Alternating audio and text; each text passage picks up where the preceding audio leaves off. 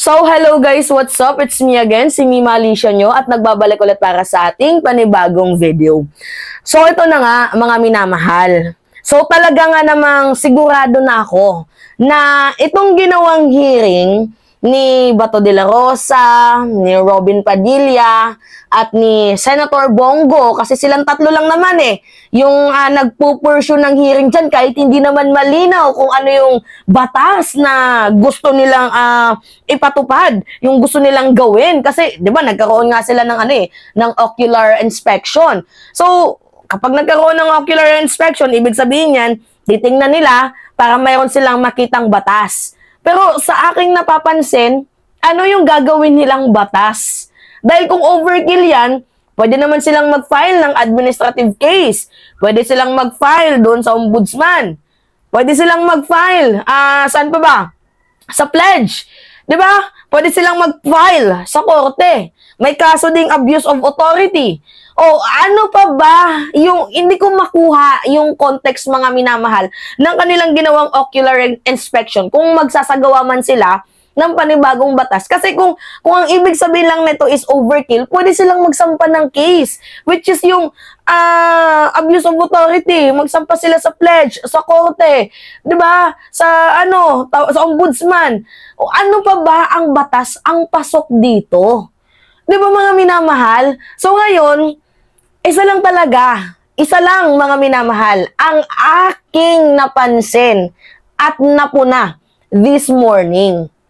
Kasi, di ba, pinanood ko yung buong hearing, Hindi naman sa totally buong hearing. Finast forward ko siya kasi medyo talaga nga namang sino magtitiis, mga minamahal, sa ginawa nilang hearing na halata namang moro-moro Ano ba yung common denominator ng mga yan kay Kibuloy? O, di ba, mga friends sila ni Kibuloy? O, si Robin. Ano yung sabi ni Robin?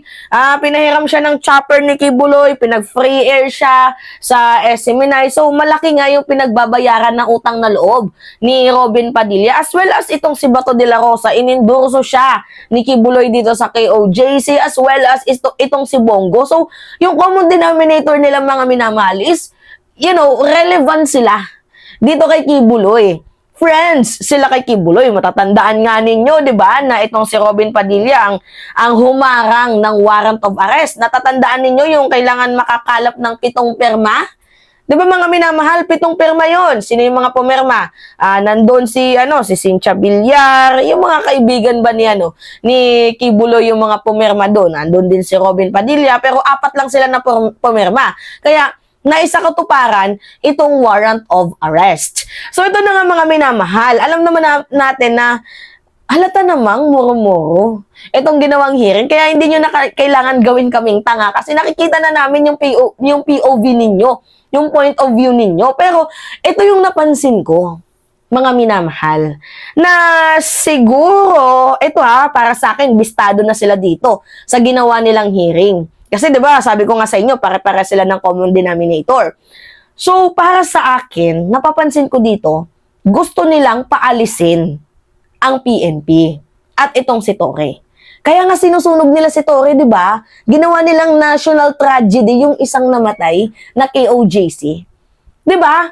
Ginawa nilang national tragedy na, hindi to maganda, ganyan-ganyan, na dami sinabi ni Bato. Yung tinalakay nila, yung human rights violation na ginagawa ng PNP, lalo pat mayroon daw isang namatay.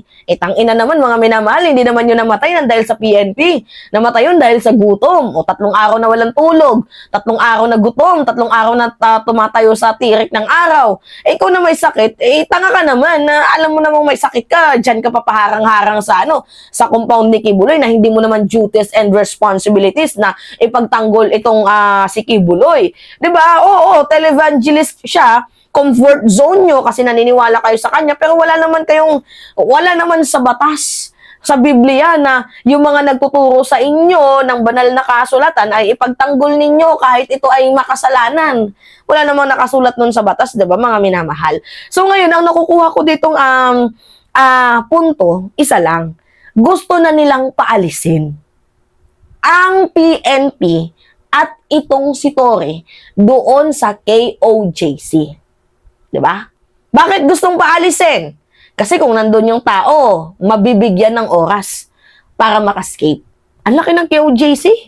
Mga minamahal, hindi pa nga umabot ng 50% yung nahalughog. Diba? Ang daming mga nadiskubre. O, may bomba, may wire. Tapos sa kwarto ni Kibuloy, nandoon pa yung mga babae. Diba? Mga babae, mga minamahal. Na 13 years old, pataas. Tapos hindi man lang naitanong ni Bato de la Rosa na may iba pa bang mga lalaki doon sa kwarto ni Kibuloy? Bakit mga babae lang, mga minor de edad lang? Yung mga nakita. Pag KOJC nagtatanong, agad-agad.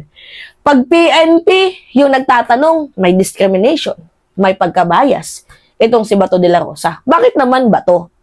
Bakit ganon? You are a Philippine Senator of the Republic of the Philippines and supposedly tagapagtanggol ka ng mga voiceless, powerless, poor Filipino people.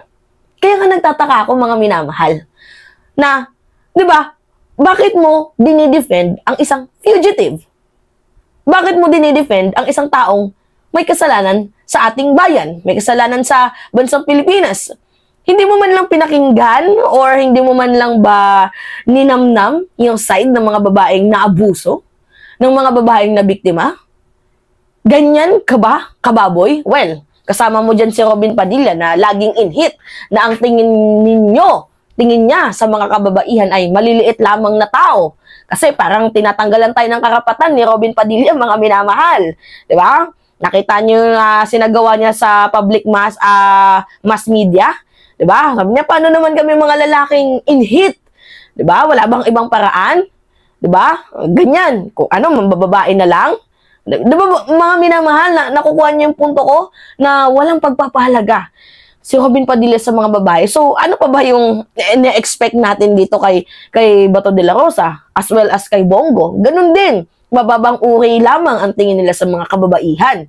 Dahil, Diyos ko po, mga minamahal, halata naman na parang yung mga babae, gusto nilang tahimik lang, powerless, voiceless. Ganyan ang tingin nila sa mga kababaihan. So, ano pa bang ine-expect ko? Papanig sila sa side ng mga babae na inabuso, di umano? Diba? Or kahit hindi pa naman confirm na inabuso sila, pero the fact na kinakampihan nyo yung isang fugitive, grabe na yon. Hindi na yun makabayan. Panggagago na yun. Pantatarantado na yun. Kaya nga, ito yung nakikita kong POV, mga minamahal, yung point of view dito nila Bato de la Rosa. Kaya sila nagsagawa ng ocular inspection. Kasi alam ko namang wala namang batas talaga yun eh. Walang batas na makikita sila or in aid of legislation. Kasi kung overkill nga, ulitin ko sa inyo, nandyan yung abuse of authority, nandyan yung korte, nandyan yung ombudsman, nandyan yung pledge. Diba? Wala akong nakikitang pwedeng maging in aid of legislation dito. Pero, ang nakikita ko dito is gusto na nilang tabuyin ang PNP, gusto na nilang tabuyin itong sila Torre. Kasi alam, well, hindi ko naman sa sinasabing hindi alam ni Bato na nandoon si Kibuloy. Pero ang punto ko lang dito, alam niya man or hindi, nafe-feel niya na malapit ng mahuli itong pugante. So that, nafe-feel niya na malapit ng mahuli itong pugante na itong si Kibuloy, gusto nila makatakas. Or else, bigyan na lang nila kahit 1 week na hindi mag-inspect. Kasi sa loob ng 1 week na yun, pwede nang makatakas yung si Kibuloy. Diba? Mga minamahal. So, yun. Ganon yun. Mga minamahal, yun yung POV nila. Kaya sila nagsagawa ng ocular inspection. Tindi nyo, no? Tindi. Tapos, ang ginawa nilang highlight, yung human rights violation, yung mga semento, na bago. Hindi ba naman itong mga tangang to? Oh, kung usapang human rights, sino nga ba yung may lumabag? Sino nga ba yung mas may malalim na paglabag sa usaping human rights? Bato, kamustahin naman natin yung estimated 30,000 na mga namatay during your war on drugs extrajudicial killings campaign.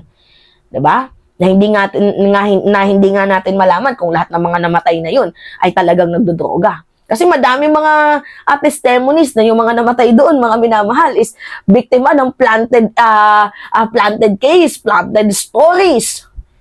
Diba? So, sino nga ba yung may nilabag sa human rights? Ang lakas ng amats mo, no? Wala ka talagang moral ascendancy. Tingnan mo, bumabalik sa'yo. Yung mga pinagsasabi mo, bumabalik sa'yo. Nakakahiya ba to? Sobrang nakakahiya. Diba? Mga minamahal, mantakin mo, magsasalita ka ng ganon, human rights violation, na hindi ka nga maka-attend sa Quadcom. Ang lakas mo magpatawag ng hearing, pero ikaw mismo hindi ka maka-attend sa Quadcom. Dati ka bang bobo? Dati ka bang gago? Tarantado. Mga minamahal, naging PNP chief ka, pero kulang yung knowledge mo sa pagpapatupad ng warrant of arrest. Alam ko, PNP chief ka, alam mo yan.